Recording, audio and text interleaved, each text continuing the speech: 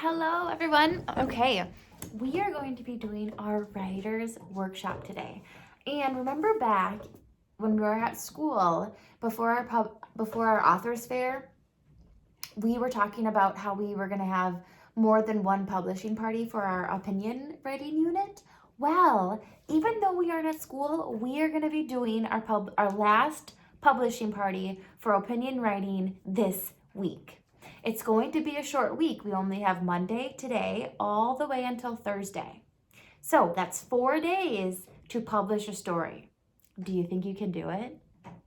I hope that you can. When we publish our stories, our publishing party is going to be a little bit different because we're going to be doing it through Zoom. And if you can't make it to our Zoom meeting, no worries, because then you can celebrate your published writing through Flipgrid and we'll all be able to see it. Okay, well, let's get started with our lesson, or kind of a reminder about how we can publish a story. I have a little homemade anchor chart that we are going to be walking through. We will be talking about all of the steps today. I believe there's 5 steps to publishing a story, and we're going to talk about all 5 today to kind of prep you for the rest of the week. All right, well, I'm going to flip around the camera and show you our anchor chart.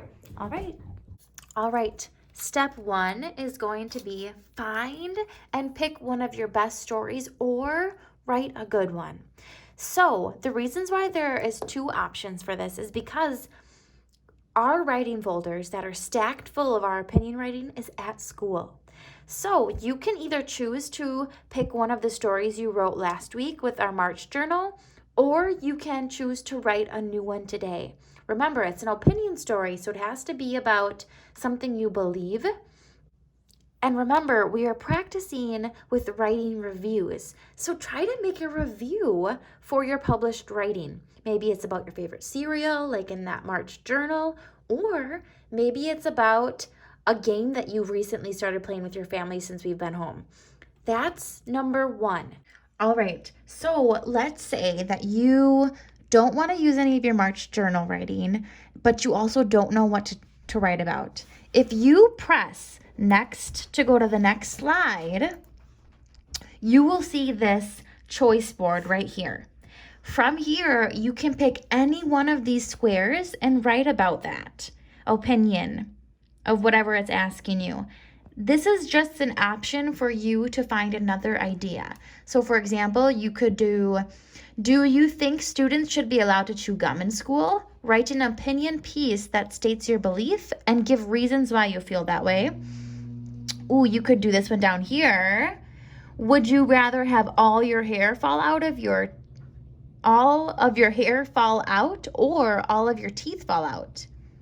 And then again, write an opinion piece that states your belief and reasons why. So all of these are questions that will need an opinion from you, and this is just an option for you to use as a prompt if you don't know what to write about. All right, let's go on to the next step. Step 2 is going to be, read it with me, revise. So step 2, what you will do is you're gonna look back at your published writing that you chose, and you are going to revise it. When we say revise, that means you are going to ask yourself, where can I add more? Think about your story and think about if you have details on who was part of your story, who reviewed or who was with you when you reviewed something. What exactly are you reviewing, or what exactly are you telling us your opinion on? When did you do this? How old were you? Is it something that can take place outside, inside? Think about where as well. And then think about how. How did you make your decision? This is where your comparing could come in. How do you know that what you are reviewing and sharing your opinion about is true? Okay, after you finish that, then you're going to go on to step 3, which is edit. Remember, revise and edit are similar, but with edit, you aren't adding necessarily more to your writing. What you're doing is you're looking at your checklists. Those 2 checklists that I gave you before that first graders do, all about capitalizing, making sure you have good finger spaces, spelling our word words right, All of that comes into editing. So you're going to look at those 2 checklists that you have at home. You're going to fix those mistakes by making a cross through line like we have practiced and writing it neatly, the fixed version, either above or below, wherever it fits. So this is the edit part, or the edit step, is going to make sure that your writing is readable to your reader. And then the 4th step, which I know every one of you enjoy doing, is adding color. Yes, this is where we add the life to our stories. So in those pictures where you have good details, and if you don't add good details, you're going to color them. If you have a skinny marker, you can choose to outline, but you don't have to. But you're going to add some color. You will also be making your cover. All right, step 5 is the title and the back page.